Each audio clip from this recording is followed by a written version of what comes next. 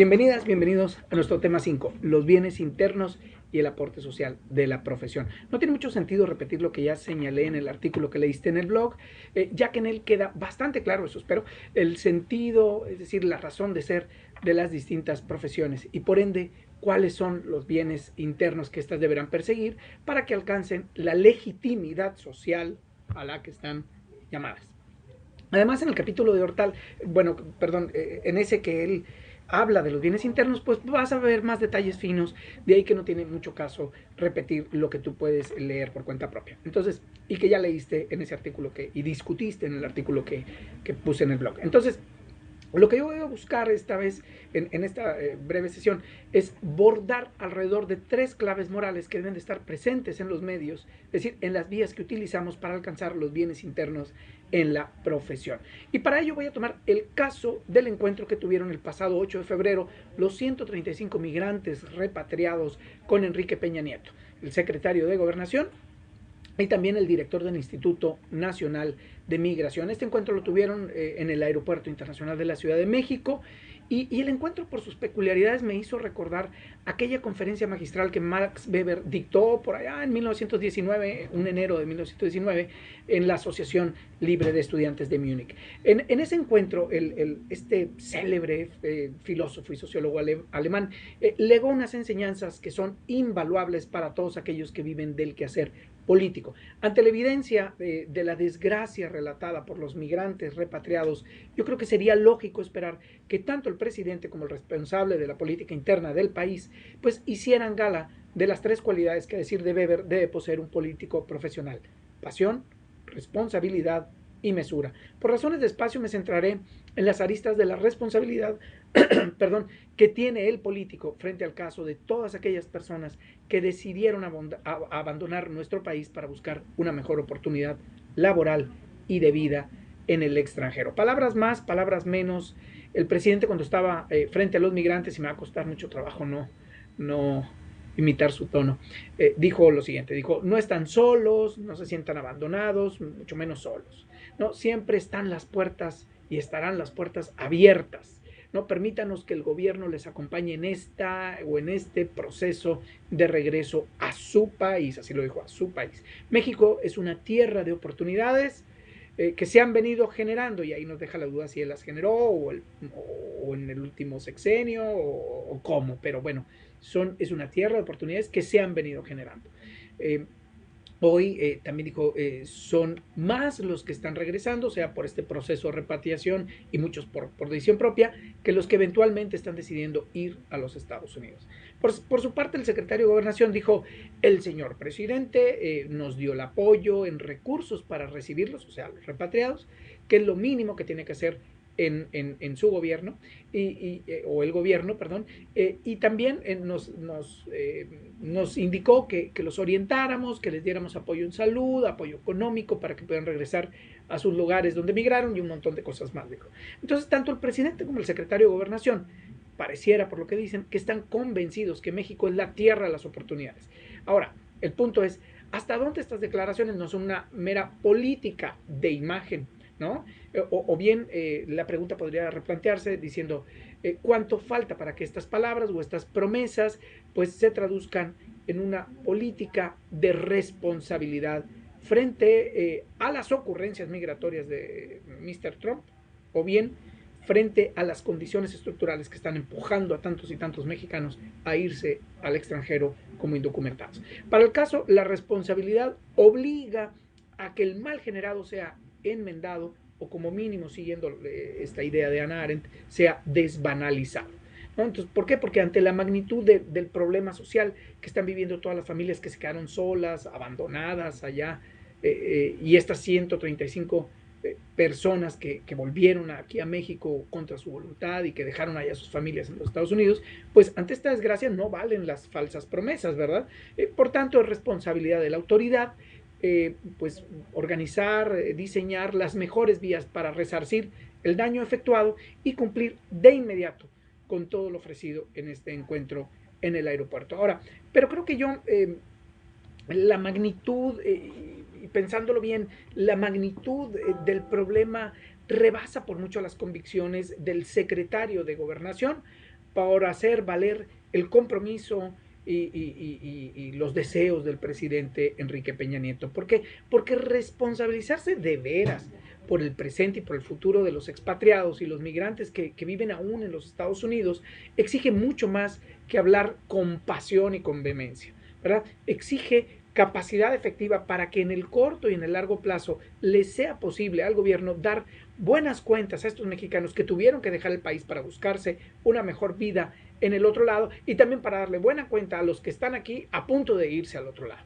Entonces la promesa de Trump, y no debemos de olvidarlo, es que él va a repatriar a más de 3 millones de mexicanos que según él son delincuentes por partida doble. Por un lado, dice, entraron de manera ilegal al territorio estadounidense, check, cierto, y por otro lado cometieron actos delictivos en el pasado.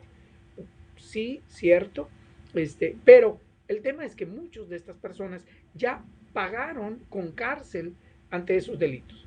Y él todavía los tiene con una etiqueta de delincuentes y por eso los va a echar a este lado. Entonces, desconociendo los procesos migratorios y de regularización de papeles que tienen en este momento. Entonces, ante la incertidumbre de todo esto que se viene, el presidente recordó, fíjense, aún y en esta incertidumbre, recordó, México es un espacio para la realización personal. Fíjense la responsabilidad que hay detrás de ese comentario. Entonces, la pregunta es, ¿dicha promesa es suficiente ante el destino de lo que enfrentarán estos repatriados en nuestro país? Pues, evidentemente no, ¿verdad? ¿Por qué? Porque, miren, por ejemplo, Ramón Barajas, uno de los repatriados, estos que fue entrevistado por los tantos reporteros que llenaron ahí el aeropuerto, dijo él, y lo dijo bien clarito, dijo, no se trata, como dice el presidente de la República, generar nuevos empleos o más empleos, sino de pagar mejor, ¿verdad? Si no se mejoran los sueldos, dijo, siempre nos vamos a querer seguir yendo. Y luego más adelantito dio así como que la cerecita del pastel y dijo, 1 hora de trabajo en los Estados Unidos es más de lo que se gana en todo un día de trabajo en México. Entonces, pudiéramos dar por válida la preocupación del gobierno, pudiéramos tener afán de creer en las preocupaciones del gobierno, pero no va a pasar de eso, de una mera preocupación, de una mera emoción, de una mera angustia. Si no resolvemos, ¿sí?, ese tema de los recursos que deben de existir en un país para que, por un lado, los repatriados puedan construir un futuro aquí en el país y por otro lado, las condiciones estructurales se mejoren de tal forma que eviten que la gente se vaya al extranjero. Entonces, si el presidente decidiera recuperar las enseñanzas de Max Weber que compartió en aquella conferencia, podría optar por dos tipos de ética. Por un lado, por una ética de la convicción o bien por una ética de la responsabilidad. La ética de la convicción lo iba a mover desde esos valores, de esos principios, de esos deberes, pues que vertebran el quehacer de un presidente, pero sin reparar en las consecuencias derivadas de sus actos. Entonces, se iba a mover al modo que lo hacen los ángeles o que lo hacen los santos, ¿no? O como lo hicieran los santos, o bien como proponía Emmanuel Kant, es decir, de modo incondicionado, sin atender a las circunstancias del actuar. Por el contrario, si el presidente Peña Nieto opta por seguir una ética de la responsabilidad, pues él actuaría teniendo en cuenta las consecuencias previsibles de su actuación. Entonces, cualquiera de las vías por la que se lleve a cabo la decisión, en este caso, cuando está actuando por una ética de la responsabilidad, cualquiera de las vías que tome, pues va a ser muy difícil que evite el juicio moral de los agraviados. ¿Por qué? Porque siempre va a haber alguien afectado. ¿Por qué? Porque debido, como decía Max Weber, a que todo aquel que tiene la política como profesión, pues no puede eludir el hecho de que para conseguir fines buenos hay que contar en muchos casos con medios moralmente dudosos o al menos peligrosos, ¿verdad? Y con la posibilidad incluso o la probabilidad de tener daños o consecuencias colaterales moralmente malas. Más o menos así lo planteaba Weber. Entonces, Weber decía, los políticos no son ángeles ni santos, de ahí que como el político no puede buscar la salvación de su alma por el camino de la política, entonces pues tiene que buscar otras vías. ¿Por qué? Porque las tareas y los fines de la política, son muy distintos a los fines que procura el santo. La política solo se hace valer a través de la estrategia, en ocasiones de la colusión, de la fuerza. En cambio, la obra del santo, ¿no? Pues se vale del amor. Entonces, supongo que la motivación de Peña Nieto y de Osorio Chong para hacer justicia a los repatriados y a esos otros que aún están, que está Trump correteando por allá en las calles, pues no tienen por fin la salvación de sus almas, en el caso de estos tres políticos. Pero tampoco, en el caso de Peña Nieto y de Osorio, pues no pueden olvidar, sí, que en México los salarios y las oportunidades para acceder a una buena calidad de vida son paupérrimos y hay una gran responsabilidad de su parte para mejorarlos. Por lo tanto, si nuestro gobierno decidiera actuar conforme dicta una ética weberiana, pues entonces debería asumir la responsabilidad de todo lo que decida y realice sin rechazar, sin descargar, o, sin eludir, ¿sí? Las consecuencias de sus decisiones, teniendo en cuenta, obviamente, los efectos que estas decisiones van a tener en el corto y en el largo plazo. Y para dar fuerza moral a los compromisos y alejarse del mero cálculo de las consecuencias en las acciones, pues creo que Peña Nieto debería incluir 3 criterios morales clave.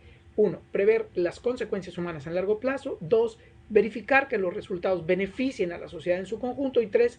Evitar más violaciones a los derechos humanos, específicamente estos derechos sociales, pues que al ser negados directa o indirectamente, pues empujan a tantos y tantos mexicanos a buscar suerte en el extranjero. Actuar entonces de ese modo lo conduciría no solo a escapar de las declaraciones anodinas, pero también le permitiría hacer justicia a las víctimas, sino que también lo pondría a la distancia del envilecimiento moral que genera prometer y no cumplir. ¿Ves? Entonces, ahora ya entiendes por qué no repetí lo que ya discutiste en el blog ahí con este artículo que les puse. Bueno, pues entonces esto que te acabo de compartir sobre la responsabilidad del político desde este enfoque weberiano te podría permitir abordar la tarea para esta semana pensándola desde tu profesión. ¿Y por qué? Porque pues, la tarea busca que reflexiones en torno a la responsabilidad que tú vas a tener cuando ejerzas, si no es que ya estás ejerciendo. Bueno, no me despido, nos vemos hasta la próxima.